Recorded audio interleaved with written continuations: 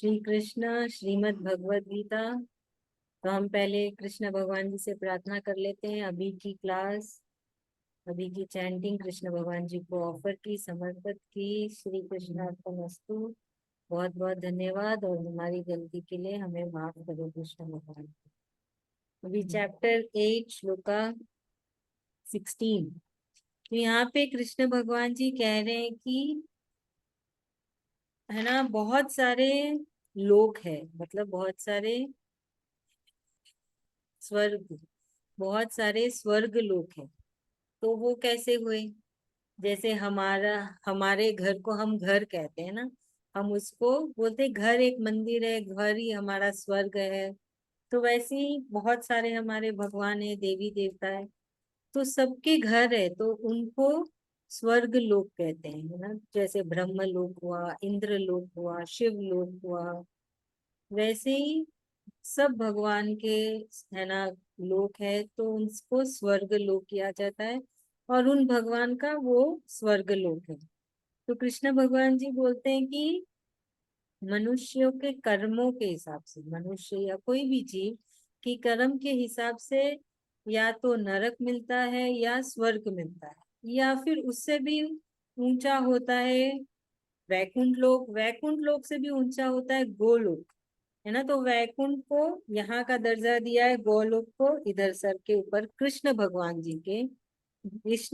जी का जो शरीर है वहां पे कहते हैं वैकुंठ है, और ये गोलोक है। तो बाकी के सब लोग इसके नीचे आते हैं। वैकुंठ के बाद आता है ब्रह्मलोक। सब भगवान और देवी देवता में सबसे ऊंचा है ब्रह्मलोक, ब्रह्मलोक से ऊंचा है वैकुंठ, वैकुंठ से भी ऊंचा है गोलोक। तो भगवान जी बोल रहे हैं कि कोई भी जीव जब कोई भी स्वर्ग में जाता है, कोई भी दूसरे भगवान के स्वर्ग लोक में जाता है, वहां पे कुछ समय के बाद वापस उसको धरती पे आना ही पड़ता है ना। जितना समय मिलता है, जैसे इस शरीर ने जितने अच्छे कर्म किए हैं, फिर उस हिसाब से अंदर जो बैठी आत्मा है उसको मिलता है स्वर्ग का वास। तो वो वापस आना ही पड़ता है। वैकुंठ पर अगर कोई वैकुंठ और गोलोक में चले जाए, जो कृष्ण का धाम है, उसको वापस धरती में नहीं आना। वो परमानेंटली वहीं पे रहते हैं, है ना। वो हमेशा उधर ही रहते हैं, उनको बार बार इस धरती में जन्म नहीं लेना पड़ता है। तो यही कृष्ण भगवान जी समझा रहे हैं हमें कि हर भगवान का जो घर है, तो उनको हम स्वर्ग कहते हैं। तो उनका घर और कृष्ण के घर में अंतर है। ऐसा अंतर क्यों है? क्योंकि कृष्ण भगवान ने ही बाकी सब भगवान को बनाया। उनको उनको इसे ना, क्या बोलते हैं, उनको बनाया है। जैसे ऐसा नहीं कि गर्भ से बनाया, जैसे कृष्ण भगवान की नाभि से निकल के आते हैं ब्रह्मा जी, है ना। फिर कितने सारे भगवान है हमारे, जैसे माता रानी सती दादी ले लो, शेरा वाली ले लो, तो सबका अवतार हुआ कोई ना कोई वजह से, है ना। कितनी सारी शक्तियां मिलके शेरा वाली को बनाए, रानी सती दादी भाई, हनुमान जी हुए, राम जी हुए, शिव जी। तो ये सब को कहाँ से आए? ये सब को कृष्ण भगवान ने ही उत्पन्न किया शक्तियों से, उनको, है ना, एग्जिस्टेंस में लाए।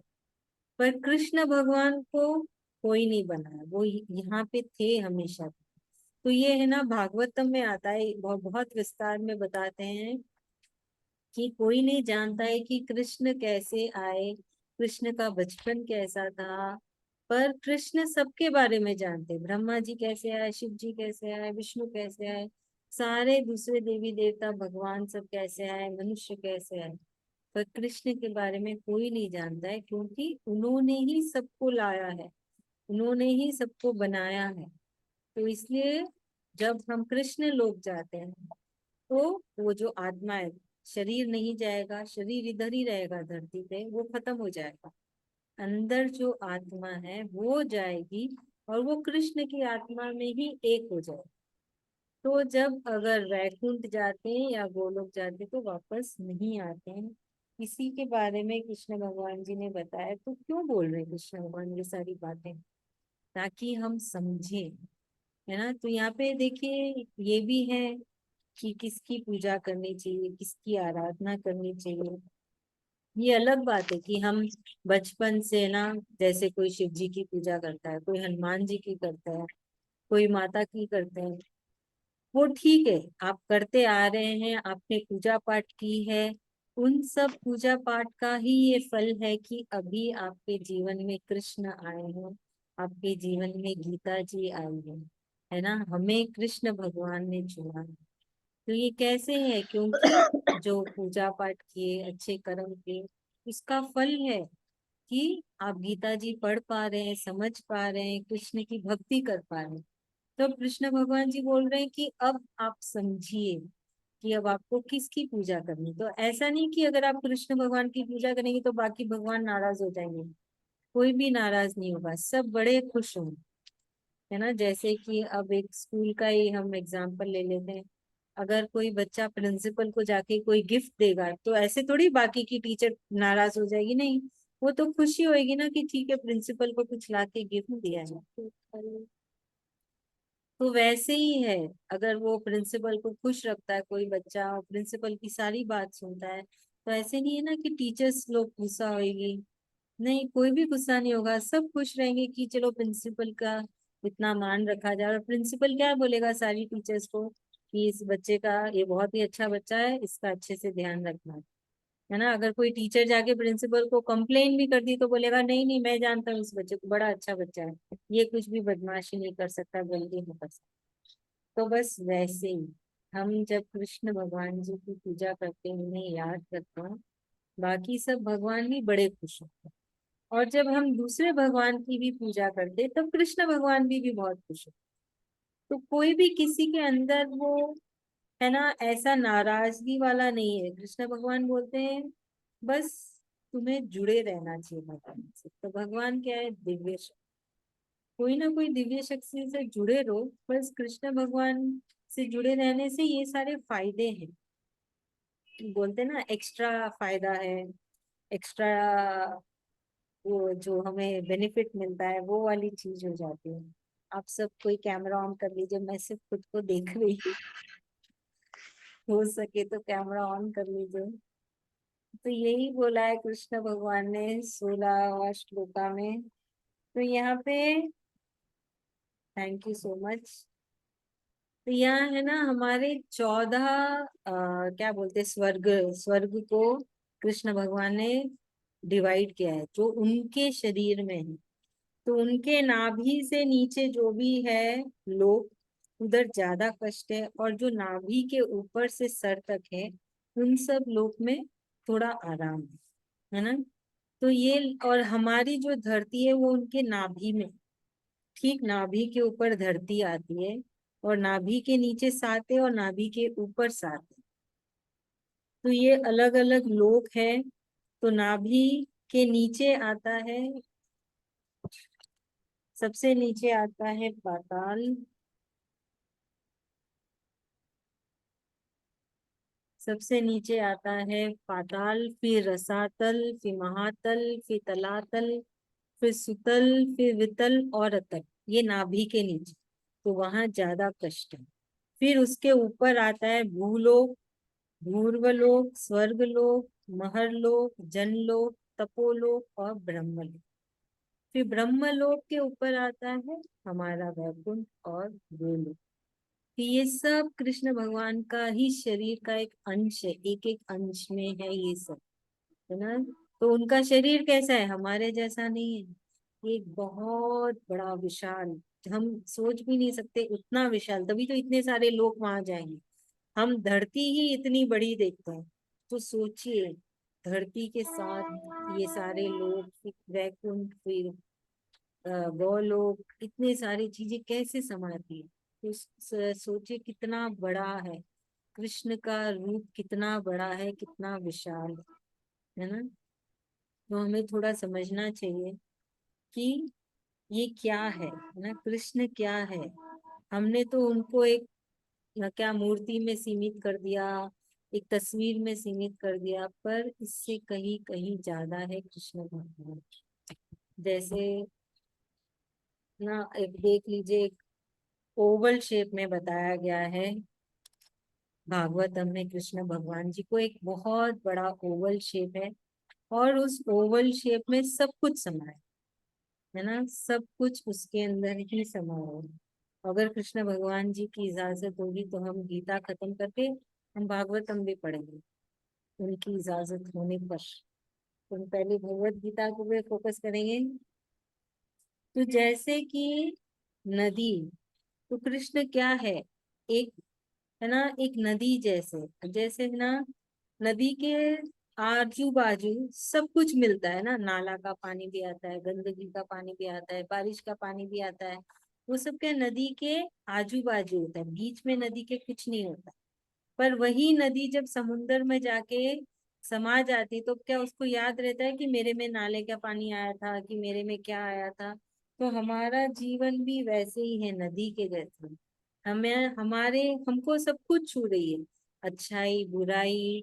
हमने भी कुछ, बहुत कुछ बुरा किया होगा, बहुत कुछ इधर उधर का किया होगा, पर हमको ऐसा होना है कि हम कृष्ण में समा जाए, जो कि है समंदर।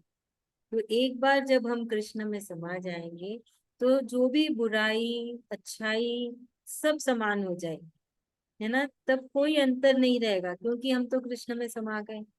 तब जो भी बुराई है वो भी साफ हो जाती है, समुन्दर सब साफ कर देता है ना, नदी अपने साथ जो भी गंदगी लेके आता है समुन्दर में जाने के बाद सब साफ हो जाते हैं अपने आप। कैसे? उसमें इतनी क्षमता है।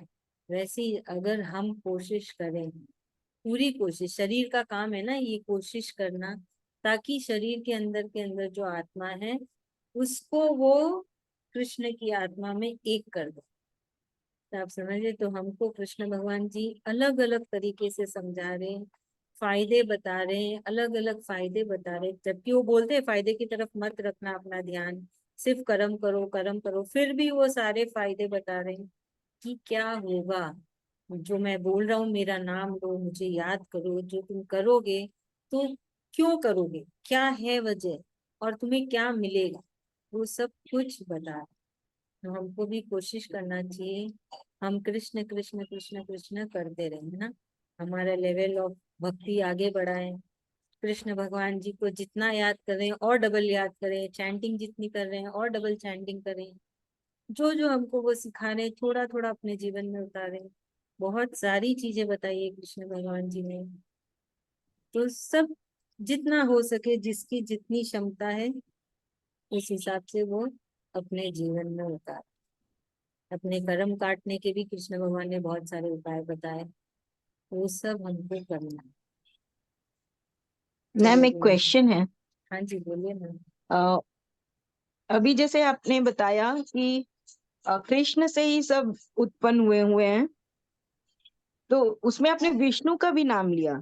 तो हम लोग तो ऐसे सोचते हैं कि Krishna is incarnation of Vishnu, Vishnu भगवान जैसे हैं, और उन्होंने ही अलग अलग लीला करने के लिए कभी राम का रूप लिया, कभी कृष्ण का रूप लिया। तो ये है ना, देखिए, ये कृष्ण भगवान की ही माया है कि उन्होंने मनुष्य को भ्रमित रखा है, और उन्होंने हमारे ब्रह्मा जी, विष्णु और शिव जी को मेन भगवान बता दिया, है ना, कि ये हम्म। तीन ही मेन भगवान है। सबको सबको यही सोचते हैं ना, ये आपका बहुत ही कॉमन सा क्वेश्चन हम्म। है, सबका आता है कि तुम कैसे बोल सकते हो कि कृष्ण ही परम है, विष्णु है परम। तो कृष्ण के सबसे पहले अवतारों में ही विष्णु भगवान का अवतार आता है ना। तो ये जो ब्रह्म है, ये योग माया के जरिए कृष्ण भगवान ने ये ब्रह्म बनाए हैं, ताकि उनके पास बहुत कम भक्त जा सके, हर कोई उनके पास न जा सके। ये आया है, स्पष्ट गीता में आया है, जहाँ पे कृष्ण भगवान ने खुद कहा है कि मैंने ही अपनी योग माया के जरिए मनुष्य में भ्रम बना रखा है कि ब्रह्मा विष्णु महेश, ये ही तीन मुख्य हमारे भगवान, है ना। तो वही तो हमको कृष्ण भगवान जी ज्ञान दे रहे हैं, हमारा भ्रम मिटा रहे हैं, और हमको समझा रहे हैं कि वो असल में सबसे ब्रह्म है, सबसे परम है, वो सच्चिदानंद है, वो ईश्वर है। ईश्वर मने क्या, और भगवान मतलब क्या? भगवान बहुत है पर ईश्वर तो एक ही है। है ना। ईश्वर ने सब हम्म। भगवान को बनाया, भगवान ने ईश्वर को नहीं बनाया। तो ये इस भ्रम को मिटाने के लिए तो आप सब चुने गए हैं, कि आपको समझ आए कि कृष्ण ही सबसे परम है। जैसे महाभारत में भी कृष्ण ने अवतार नहीं लिया, कृष्ण खुद धरती पे थे। वहां वैकुंठ में कोई नहीं हाँ था, गोलोक में भी कोई नहीं था। कृष्ण अपने सारे, है ना, अपनी पूरी प्रजा के साथ, अपने दोस्त, सारी गोपियों के साथ नीचे थे धरती पे। पहले उन सबको भेजा, तुम लोग पूरी तैयारी करो, फिर हाँ, वो लीला खुद करने। आए। तो हाँ, सबको अलग कृष्ण, अलग रूपों में, अलग अलग अलग हाँ कैरेक्टर में लिया, वो समझ आया है। लेकिन जैसे बहुत बार जैसे औरों से भी वार्तालाप होती है, जैसे भगवान की कथाओं को लेके, तो जैसे कोई ठोस सबूत नहीं होता हम लोगों के पास ये बात समझाने के लिए कि नहीं, कृष्ण ही सुप्रीम है। क्योंकि बचपन हम्म से हम लोग के भी मन में यही है ना, कि भाई तो चुप हो जाते हैं, जैसे और डिस्कशन होता है तो चुप हो जाते हैं कि नहीं, हाँ भाई समझा नहीं पाते इस बात को। तो अगर आप ये कौन से श्लोक में है गीता के, अगर आप ये मुझे बता पाओ, तो आज नहीं कभी भी, आप तो को पता ही होगा, तो श्योर आप थोड़ा श्योर। वो मुझे बताइएगा। हाँ हाँ, पक्का मैं आपको बताऊँ, है ना। मैं उसमें से भी निकाल के भागवतम से भी निकाल के आपको दिखाऊँ, आपके साथ हम्म। फोटो शेयर कर दूंगी उसका, हाँ जी जी, थैंक यू है ना। Thank you. तो अभी नेक्स्ट श्लोका में कृष्ण भगवान जी बता रहे हैं कि ब्रह्मा जी, ब्रह्मा जी का दिन कितना बड़ा, है ना। क्योंकि वो बोल रहे हैं कि उन्होंने कहा ना कि जो ब्रह्मलोक में जाते हैं वो भी आत्मा को वापस धरती में आना पड़ता है। तो और ये भी कहा कि सबका समय होता है, जिस आत्मा को जितना समय मिला है वो उस स्वर्ग लोक में अपना समय काट के धरती पे आए। तो ये भी सवाल उठ सकता है, तो फिर ब्रह्मा जी का कितना दिन हुआ। ऐसा पता चला कि ब्रह्मलोक का तो समय खत्म हो गया और धरती से कोई आत्मा गई है वहां रहने के लिए, है ना। ये भी सवाल उठ सकता है, तब कैसे कोई जाएगा ब्रह्मलोक में। तो यहाँ पे सिर्फ ब्रह्मलोक के बारे में बताया है, सॉरी, हाँ ब्रह्मलोक के बारे में ही बताया, क्योंकि ब्रह्मलोक सबसे परम है, उत्तम है। तो उसके लिए कृष्ण भगवान जी बोल रहे, बता रहे हैं कि ब्रह्मा जी का दिन कितना बड़ा हो। हमारा दिन कितना है, 24 घंटे का, एक दिन 24 घंटे का, है ना। ब्रह्मा जी का दिन कितना बड़ा। तो हमारे 4 युग है ना, सतयुग, त्रेता युग, द्वापर युग, कलयुग। तो ये 4 युग को एक साथ जोड़ने से एक महायुग होता है। तो ब्रह्मा जी का एक दिन ऐसे 1000 महायुग जितना लंबा है। कृष्ण भगवान जी बोल रहे हैं हमारे 4 युग, फिर इन 4 युगों का एक महायुग हुआ। ऐसे 1000 महायुग ब्रह्मा जी का एक दिन है, और फिर ऐसे 1000 महायुग ब्रह्मा जी का एक रात है। तो उनका जो एक दिन है इतना इतना इतना लंबा, है ना, बहुत बहुत लंबा। तो अभी हम ये देखते हैं कि सतयुग कितना लंबा था। सतयुग था 17,28,000 ईयर्स। सतयुग इतना लंबा चला। फिर तेतरा युग चला 12,96,000 ईयर्स, इतना लंबा चला। फिर द्वापर युग चला 8,64,000 ईयर्स, और अभी कलयुग की उम्र है 4,32,000 ईयर्स। तो इन सबको मिला के होता है 43,20,20,000 ईयर्स, एक महायुग हुआ। तो वैसे 1000 युग ब्रह्मा जी का एक दिन। तो ब्रह्मा जी का दिन बड़ा लंबा है, तो सोचिए कृष्ण भगवान का एक दिन कितना लंबा होगा, है ना। और भी लंबा होगा ना, कृष्ण ने तो ब्रह्मा जी को बनाया। तो वैसे है, हम मनुष्य का जीवन तो बहुत छोटा है, बहुत बहुत छोटा है। ब्रह्मा जी तो यहाँ पे सिर्फ एक छोटा सा है ना, एक मतलब बता दिए कि देखो भाई, इतना भी मत डरना कि ब्रह्म लोक और ब्रह्मा जी का दिन खत्म हो गया तो क्या करेंगे ना। तो उस हिसाब से कृष्ण भगवान जी ने यहाँ पे एक अलग से एक टॉपिक दे दिया, ब्रह्मा जी का दिन समय बता दिया। तो वैसे ही इस धरती पे जो भी जीव आते हैं सबका एक समय होता है। तो ड्रैगन फ्लाई का जीवन सबसे छोटा होता है, सिर्फ एक शाम के लिए जिंदा रहता है। जब बारिशों के टाइम पे लाइट पे मक्खियां घूमती है ना, उनका जीवन सबसे छोटा होता है, एक शाम की ही उनकी जीवन होती है। तो वैसे ही सब जीव का अपना, उनके जो दिन का समय है, जीवन का समय है, अलग अलग। तो ब्रह्मा जी का सबसे ज्यादा है, जिनको कृष्ण भगवान ने खुद बनाया। उसके बाद बाकी सारे जीव का जीवन आता है। तो ब्रह्मा जी ने सबको बनाया, वो भी कृष्ण भगवान के आदेश पे। सारी ये सब धरती पे इतने सारे जो हम देखते हैं, पहाड़, नदी, पेड़, सारे जीव जंतु, और फिर हम मनु की तो पीढ़ी है। तो यहाँ पे यही कृष्ण भगवान जी हमको समझाना चाह रहे हैं और बताना चाह रहे हैं कि करना क्या है ना, कौन से भगवान को मानना है, किसकी पूजा करनी है। तो ये सब सिर्फ और सिर्फ इसलिए है ताकि हम हमें जो ये शरीर मिला है, ये हमारा फर्ज है कि हमारे अंदर जो आत्मा बैठती है, उसके लिए हम थोड़ी मेहनत करें। इस शरीर को मशीन समझे, मशीन के जैसे काम करते रहे, और जो अंदर की आत्मा है उसको मोक्ष दिलाने के उस राह में चले, जो कि सबसे सरल तरीका है, कृष्ण कृष्ण करते रहो हर एक सांस में।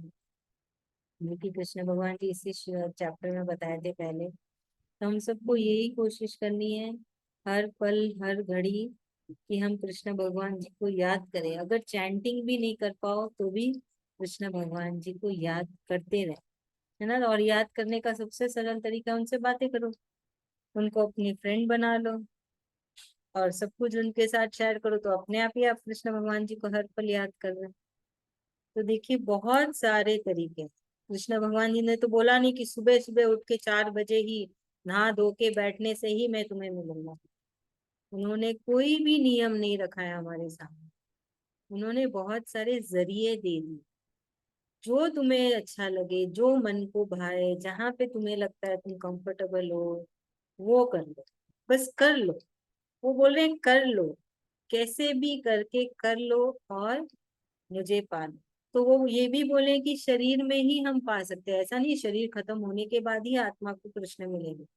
शरीर में मतलब हम जीवन में जीते जी भी हम कृष्ण को पा सकते, बस कितनी आप में श्रद्धा है, कितनी आप में ना दृढ़ता है, कितना आप, है ना, एक तर मतलब नियम से कितना आप उस पे चल पा।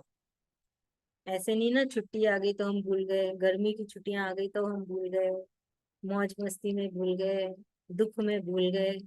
दुख में भी नहीं भूलना है, उनके उनको गुस्सा भी नहीं करना है उनके साथ कि मैंने इतना नाम लिया, इतनी सारी गीता की क्लास अटेंड की और मुझे दुख आया। दुख आया वो तो कर्मों के हिसाब से आया ना, हमने क्या क्या, हमारे अंदर जो आत्मा है, ये शरीर ने न जाने क्या क्या किए हैं, उसके वजह से दुख आया। तो उसमें क्या करना है, हमको कृष्ण को और याद करना है कि कृष्ण भगवान जी माफ कर दो, मेरी सहायता करो, मेरे साथ रहो, ये जो दुख का आया है घड़ी, इसमें आप मेरे साथ रहो, मेरी शक्ति बढ़ाओ, ताकि मैं इस दुख को निकल लूं, इस दुख को पार कर लूं। है ना, वो तो एक ऐसे होता है ना, एक रास्ता है, बीच में दुख आया फिर सुख आया, फिर दुख आया फिर सुख आया। तो ये घड़ी भी मैं आराम से पार कर लूं आपका नाम लेते लेते।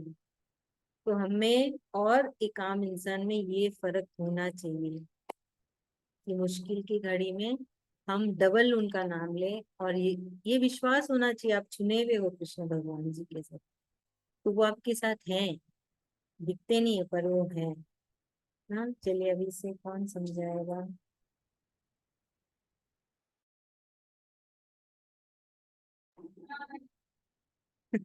समझाइए, आवा भाभी समझा रहे। हाँ, समझाते। श्री कृष्ण भगवान हमें इन श्लोकों के माध्यम से ये समझाना चाह रहे हैं कि श्री कृष्ण ही परम है, और उनको पाने के लिए जैसे हम और सभी देवी देवता को भी पूजते हैं तो वो गलत नहीं है। अगर हम उनको प्रसन्न करते हैं तो भी कृष्ण प्रसन्न होते हैं। उनको प्रसन्न करने के बाद ही हमें कृष्ण मिल सकते हैं। जैसे स्कूल में पहले टीचर्स हैं, हम लोग टीचर्स के आगे अच्छा परफॉर्मेंस करते हैं तो हमारा फिर मार्कशीट हेड मैम के पास जाता है, तो श्री कृष्ण हेड है यहाँ पे। तो उनको फिर पता चल जाता है कि हाँ मेरे इस बच्चे में ये पोटेंशियल है। तो उन छोटे भगवानों को हम पूजते हैं तो भी कृष्ण मिलते हैं, और अगर हम कृष्ण को भजते हैं तो भी हमारे सारे भगवान खुश रहते हैं, क्योंकि वो कृष्ण ने ही उन सभी को बनाया है। तो कृष्ण की प्राप्ति के लिए पहले तो हम बैकुंठ धाम जाते हैं, और जब मोक्ष मिल जाता है, और उस बैकुंठ धाम के ऊपर भी एक धाम है, वो है गोलोक। और कृष्ण ने बताया है कि वो इतने विशाल हैं कि उनके शरीर से ही 16 लोक उत्पन्न हुए हैं, उनके शरीर में ही 16 लोक हैं। नाभि के नीचे उन्होंने 6 लोगों के बारे में बताया है, पाताल, भूपाताल, सूतल, धरातल, एक्सेट्रा एक्सेट्रा, नाम नहीं याद हुए दीदी। और नाभि के ऊपर फिर, और हमारी जो पृथ्वी है, धरती जिस पर हम रहते हैं, वो उनकी नाभि के पास स्थित है। और उसके ऊपर फिर स्वर्गलोक, ब्रह्मलोक, बैकुंठ लोक, गोलोक, ऐसे करके नाभि के ऊपर भगवान के वो सारे लोक हैं। और भगवान जी हमें ये भी समझा रहे हैं कि मोक्ष की प्राप्ति के लिए एक सीधा सरल मार्ग है, सिर्फ नाम जप की महिमा। और हर समय हमें उनको ही ध्यान में रखना चाहिए, चाहे हमारे पास सुख आए, चाहे हमारे पास दुख आए। और हमें इस शरीर का भी बहुत ध्यान रखना है, क्योंकि ये शरीर ही माध्यम है जिसमें रह के हम भक्ति करके अपने कृष्ण को प्राप्त कर सकते हैं। क्योंकि हम लोग जब ब्रह्मलोक, शिवलोक ये सब में रहते हैं, पहुंच जाते हैं, तो भी हमें वापस से धरती पर आना पड़ता है कृष्ण को, क्योंकि हम नहीं पाए हैं। कृष्ण को पा लेंगे तब तो हम लोग क्या नाम, बैकुंठ धाम में चले जाएंगे, फिर वहां से हम लोगों को वापस नहीं आना पड़ता है। तो ये जब बार बार नीचे आते हैं तो हर बार शरीर की जरूरत होती है। आत्मा खाली ऐसे अगर विचरण करेगी तो कुछ ज्ञान नहीं प्राप्त कर सकेगी, बल्कि एक प्रेत बन के रह जाएगी। तो इस आत्मा के लिए भी ये शरीर की बहुत आवश्यकता है। तो जब हम धरती पे आते हैं अपने ज्ञान को लेने के लिए, अपने सोल लेसन्स को सीखने के लिए, मोक्ष की प्राप्ति के लिए, कृष्ण को पाने के लिए, तो ये शरीर ही हमारे लिए एक माध्यम बनता है।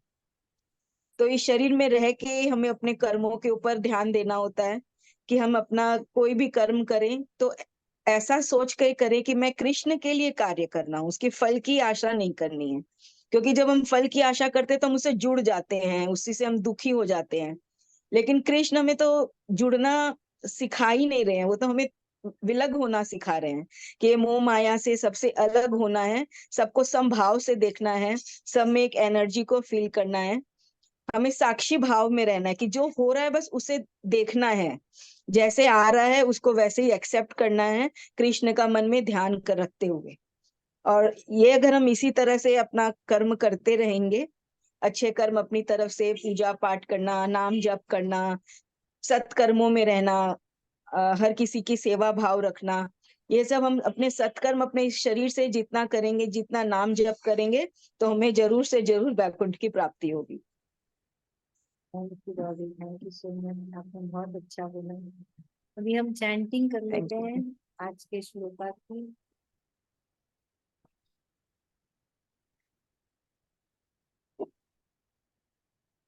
चैप्टर 8 श्लोका 16।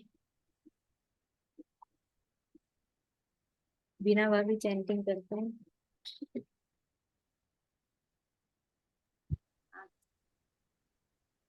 आ ब्रह्म आ ब्रह्म भुवनालोका भुवनालोका पुनरा पुनरा वर्तिनोऽर्जुन वर्तिनोऽर्जुन मामुपेत्य मामुपेत्य तु कौन्तेय तु कौन्तेय पुनर्जन्म पुनर्जन्म न विद्यते। न विद्यते। Thank you. श्लोका 17।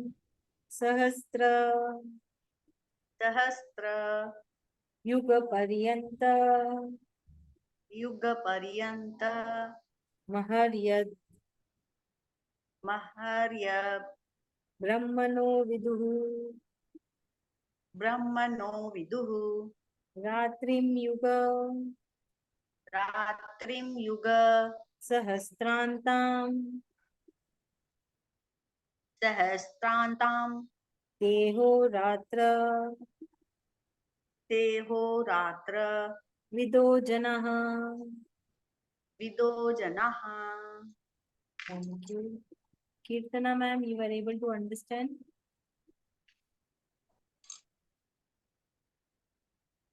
Okay, ठीक है. बिना भाभी आप बता दीजिए. हाँ, क्या बता? वही श्लोका का. अच्छा. श्लोका का, हाँ, वो जैसे अपने लोग को कृष्ण भगवान बोल रहे हैं, तो जैसे वैकुंठ, गोलोक और ब्रह्मलोक, ये सब बताना है ना.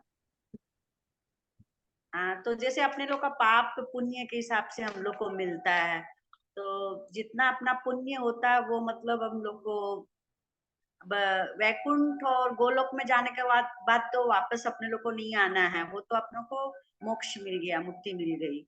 लेकिन उसके नीचे जो ब्रह्म लोक है और पृथ्वी लोक है, ये सब है, ये सब में जाने के बाद तो वापस जन्म लेना पड़ता है.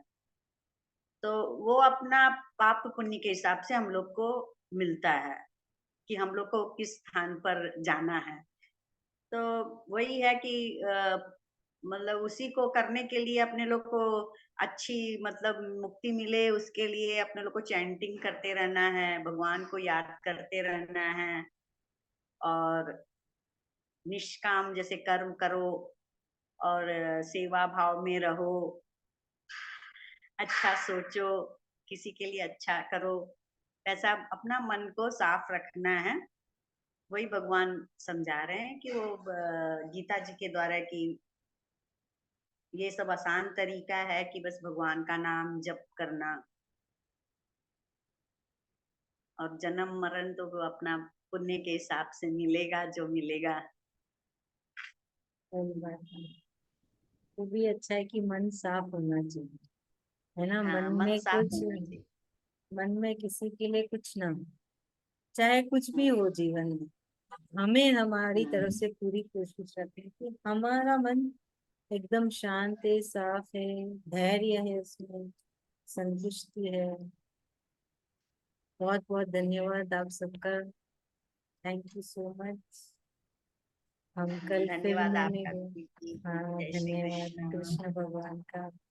श्री कृष्ण. हम कल फिर से मिलेंगे. श्री कृष्ण.